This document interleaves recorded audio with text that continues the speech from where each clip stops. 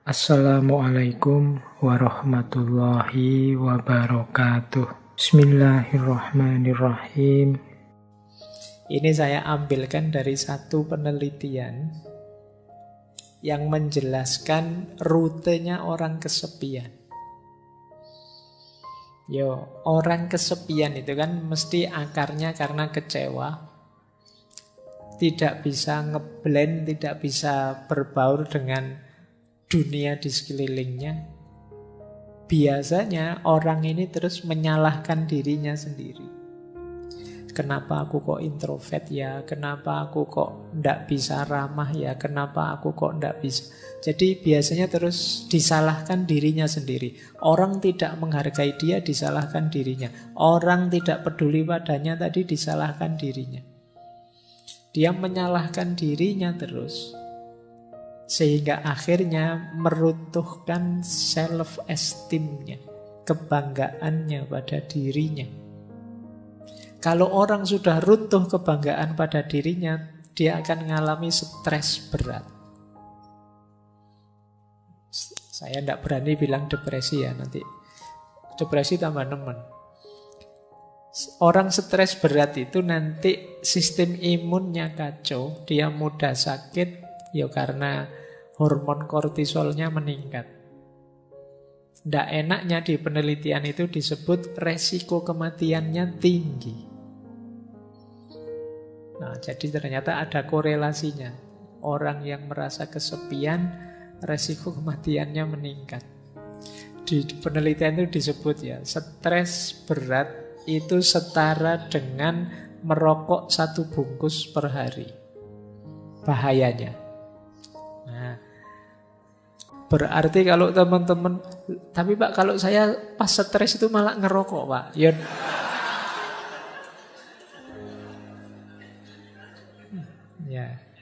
Ya wis bener, daripada bahayanya seperti ngerokok 1 bungkus, ya ngerokok saja sekalian 1 bungkus. Ya memang bahayanya itu. Atau dan lebih beresiko daripada obesitas. Dan lebih mempengaruhi kesehatan daripada orang yang tidak mau olahraga. Jadi ternyata efeknya bisa ke kesehatan. Meskipun tadi hanya kesepian.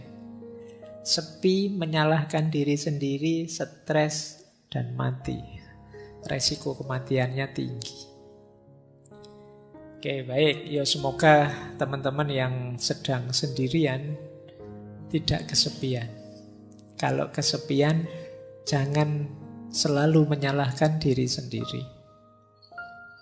Kesepian tidak apa-apa, asal gembira. Senang, menikmati. Alhamdulillah ya Allah, aku sendirian, tidak ada yang ganggu. Alhamdulillah sepi sekarang. Tidak repot lagi, tidak apa-apa. Maknai saja secara positif, biar tidak stres. Oke, kita lanjutkan. Nah, yuk. Tadi kan yang ruwet-ruwet. Kesendirian, kesepian. Kita lanjutkan ya, perjalanan kita ke ranah positifnya kesendirian. From loneliness to solitude.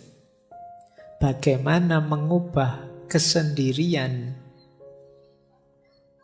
yang tadi kesepian menjadi kesendirian yang bermanfaat, berguna untuk diri kita.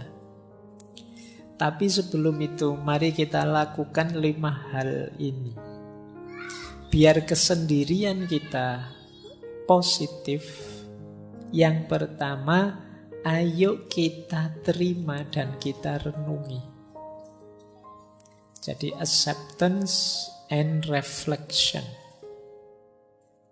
Aku kok merasa sendiri, aku ini kok kesendirian, akarnya apa, sebabnya apa, yang menyebabkan situasi ini apa, mentalku kah, lingkungan kah, atau apakah. Jadi ada refleksinya.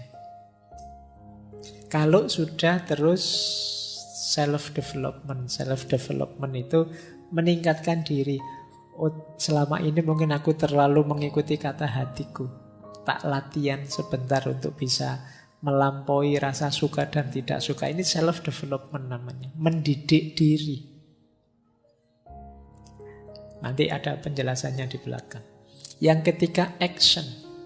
Apapun yang terjadi meskipun sedang kesepian, jangan berhenti berkarya, jangan berhenti bertindak, berperilaku, melakukan apa yang kita inginkan. Jadi acceptance, reflection, self-development, action, dan social support. Tetap berinteraksilah dengan orang lain untuk dapat dukungan. Setidaknya dukungan semangat, dukungan supporter yang menegaskan bahwa masih ada kok orang yang peduli dengan kita. Kita masih ada kok teman meskipun tidak terlalu memahami kita misalnya. Itu social support. Dan yang kelima bisa lewat jalur spiritualitas. Jangan lupa, sesepi apapun hidup kita, masih ada Allah. Nah ini nanti puncaknya nanti ke sini ya. Terakhir saya ingin ngomong ini. Tapi itu tadi, hidupkan dulu, nyalakan dulu 4 yang pertama. Terimalah, kalau mampu renungilah. Kemudian perbaiki diri kalau memang harus ada yang diperbaiki. Jalankan, tetap beraktivitas, berkarya. Biar tidak runtuh kebanggaanmu pada dirimu. Setelah itu yakinlah bahwa akan selalu ada orang yang siap mendukungmu. Tegaskan social support di sekeliling kita. Pendukung orang-orang yang mencintai kita, menyayangi kita. Yang anytime siap membantu kita semampu mereka. Dan yang terakhir, yakinlah bahwa kita tidak pernah ditinggal oleh Yang Maha Kuasa, oleh Allah. Kita saja yang sering lupa atau menjauh darinya. Ini akan jadi solusi agar loneliness berubah jadi solitude. Mungkin kita masih sendirian, tapi sekarang kesendirian itu produktif. Kesendirian itu manfaatnya besar. Baik lewat jalur peningkatan kualitas diri maupun lewat jalur spiritualitas. Diri kita meningkat, kedekatan kita dengan Tuhan bisa juga meningkat lewat jalan kesendirian, lewat jalan loneliness. Disitulah nanti loneliness menjelma jadi solitude. Jadi kesendirian yang positif, kesendirian yang bermanfaat. Oke, baik. Kita mulai babak kedua. Tadi babak pertama kita membahas tentang kesendirian dan kesepian dan ikhwal, tentang sisi negatifnya kesendirian. Sekarang kita mulai masuk ke sisi positifnya. Yang pertama, ada banyak norma moral maupun norma agama yang mengarahkan kita untuk sendiri dan menganggap kesendirian itu adalah keutamaan. Nanti yang agama saya bicarakan di belakang. Saya ambil contoh misalnya Mahatma Gandhi. Orang itu bisa membuktikan dirinya khususnya dalam kesendirian. Kata Gandhi, adalah mudah untuk tegak dalam kerumunan, namun memerlukan keberanian untuk tegak sendirian. Orang itu kalau temannya banyak, terus petentang-petenteng, itu gampang, koncone oke. Ya kalau sendirian, baru dia disebut pemberani. Ayo kamu sendirian petentang-petenteng kalau berani misalnya. Itu sederhananya begitu maunya Gandhi. Orang itu bisa tegak sendirian baru dia hebat. Kalau sekedar tegak bareng temannya ya belum. Kalau pas nongkrong bareng temannya banyak, terus ada yang lewat sweet berani. Tapi ketemu satu-satu gitu biasanya kamu grogi. Jadi orang itu terbukti kehebatannya ketika dia sendirian. Kalau kamu bareng orang banyak, lewat kuburan, santai saja. Mungkin kamu sampai, ayo kalau ada hantu keluarlah ngono. Tapi begitu sendirian, wah, ono angin sidik, wah, melewayu mesti banter. Terbukti keberanianmu saat sendirian. Kebaikan juga begitu. Kalau kamu sendirian masih juga baik, berarti kamu memang orang baik. Tapi kalau kamu baiknya hanya pas ada orang banyak, ya kamu sebenarnya hanya pencitraan. Jadi mudah untuk mengklaim bahwa kamu hebat ketika dalam kerumunan. Untuk membuktikan kamu hebat beneran ya saat sendirian. Jadi ini salah satu quotes untuk menegaskan betapa sendirian itu sebenarnya bermakna pembuktian. Kamu hebat beneran apa enggak? Kamu jago beneran apa enggak? Makanya kata Lause, orang biasa itu membenci kesendirian. Namun seorang master, dia bisa memanfaatkan kesendirian, dia memeluk kesendirian sambil menyadari bahwa dia adalah satu dengan seluruh semesta. Jadi kesendirian bermakna pembuktian diri. Saatnya kalian tampil, ya sendiri. Kalau saatnya kalian tampil kok banyak orang, kamu tidak akan terlihat. Eksis itu dirimu sendiri. Semakin banyak orang yang menopangmu, ya kamu dianggap belum terlalu eksis. Untuk menegaskan bahwa kamu eksis, ya ketika kamu sendiri pun ternyata bisa tegak. Jadi jalan keutamaan lewat aspek sendirian ini membuktikan bahwa kita ini memang benar-benar mampu, benar-benar bisa. Jadi secara positif kesendirian bisa bermakna pembuktian. Lanjut. Secara positif juga kesendirian bisa bermakna kebebasan.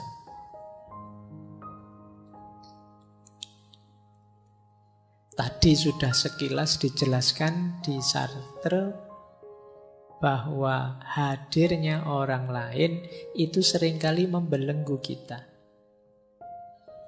Di sini ditambahi oleh Arthur Schopenhauer yang sering kita kutip, filosof eksistensialis. Kata Arthur, seseorang bisa menjadi dirinya sendiri hanya selama dia sendirian.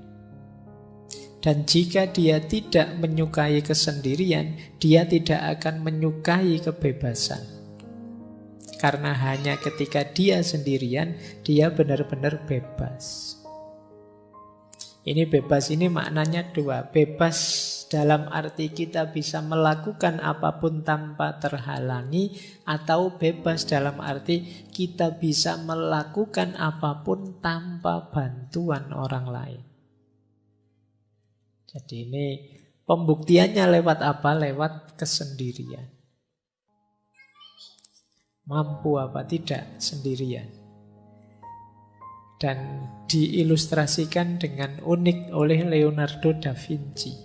Kata Leonardo da Vinci, jika engkau sendirian, engkau sepenuhnya memiliki dirimu sendiri. Jika engkau ditemani oleh satu pendamping, engkau hanya memiliki sebagian dari dirimu sendiri, bahkan kurang, sebanding dengan kesembronoan perilakunya. Dan jika engkau memiliki lebih dari satu pendamping, engkau akan jatuh lebih dalam ke dalam penderitaan yang sama. Kalau kita sendiri, kita memiliki diri kita utuh. Tapi kalau ada teman satu saja, ya kita memiliki diri kita setengah. Yang setengah miliknya teman tadi. Kita kan berusaha mengadaptasikan dengan teman. Misalnya teman kita, saya itu tidak senang lihat orang pakai baju merah, yo, padahal kita pengen pakai baju merah karena bareng teman ini, akhirnya kita nego ndak pakai baju merah. Kita tinggal setengah. Ada teman kok nginep di kos, tiba-tiba bilangnya, saya kalau lampu nyala ndak bisa tidur. Sementara kita kalau tidur lampunya nyala. Kita tinggal setengah diri kita. Itu kalau temennya satu. Kalau temennya tiga, diri kita tinggal seperempat. Nego dengan 4 teman ini mungkin maunya beda-beda. Saya tidak bisa tidur kalau tidak lampu disco. Saya tidak bisa tidur kalau tidak lampu, misalnya. Apa tidak puyeng kamu? Akhirnya semalam tidak tidur itu mikir lampu. Jadi semakin banyak orang ya semakin banyak negosiasi-negosiasi. Kalian harus menemukan intersubjektivitas, kesepakatan bersama. Semuanya bilang saya tidak bisa tidur kalau begini, saya tidak bisa tidur kalau begitu. Ya sudahlah, kita semua malam ini tidak usah tidur. Kita ngobrol saja. Ini negosiasi. Dalam hidup bersama memang begitu. Makanya semakin kita sendirian, semakin kita bebas. Ya meskipun tidak harus dengan kalimat orang lain adalah neraka, seperti yang disampaikan oleh Sartre. Jadi makna positif kedua, kalau tadi kan kesendirian itu pembuktian diri, kalau ini kesendirian itu kebebasan. Semakin kita sendiri, semakin kita bisa bebas. Baik. Hujan kah? Bukan. Kita lanjutkan. Yuk. Nah, pembuktian diri sudah, kebebasan sudah. Makna positif kesendirian selanjutnya adalah pemenuhan diri. Pemenuhan diri itu maksudnya kita ingin jadi apa? Kita ingin membuat diri kita selevel apa? Itu sebagian besar jalurnya adalah kesendirian. Contoh misalnya, saya ambil quote-nya Picasso.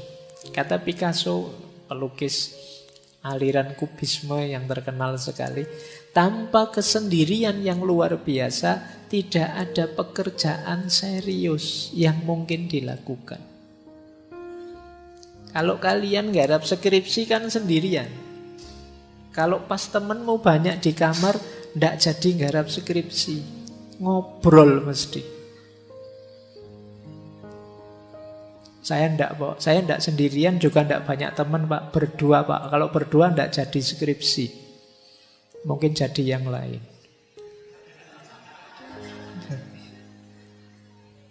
Jadi kalau ingin berkarya, kata Picasso, yang luar biasa, bukan karya yang sekedar ada, kita perlu kesendirian. Tanpa kesendirian yang luar biasa, tidak ada pekerjaan serius yang mungkin dilakukan. Dan ini dikuatkan oleh Buddha. Kalau ini spiritualitas, tidak ada yang menyelamatkan kita kecuali diri kita sendiri. Tidak ada yang bisa, tidak ada yang mungkin bisa. Kita sendiri harus menempuh jalan itu. Ini dalam dunia spiritual juga begitu. Kalau kita tidak berjalan menuju Allah sendiri, sehebat apapun guru kita, sedahsyat apapun torekot kita, aliran kita, tidak terlalu manfaat. Kalau kitanya sendiri tidak jalan. Jadi perjalanan spiritual pun sendirian. Meskipun ada yang ngasih petunjuk, ada yang nuntun, ada yang menemani, tapi masing-masing berjalan di jalannya sendiri-sendiri. Tidak bisa diwakilkan. Tidak bisa kok, saya sudah berguru pada ustadz ini atau ulama ini, kan sudah Pak, ulama saya hebat sekali Pak, selesai sudah. Ya enggak. Kalian harus berjalan sendiri di jalan yang ditunjukkan oleh beliau. Tidak bisa diwakilkan. Jadi perjalanan spiritual pun ternyata juga perjalanan yang sendiri. Bahkan katanya Orhan Pamuk yang teman-teman mungkin pernah baca novelnya, beliau novelis dari Turki. Kata beliau, aku butuh sakitnya kesepian untuk membuat imajinasiku berhasil. Nah, mungkin kalau ada teman-teman yang ingin jadi sastrawan, nulis novel, coba nikmati sakitnya kesepian. Kata Pamuk, justru di situ imajinasiku main, liar dalam kesepian. Ya, karena memang kalau banyak teman saya tidak membayangkan apa kalian bisa nulis novel kok terus banyak teman rame sambil ngobrol, sambil ngopi, sambil itu tidak jalan.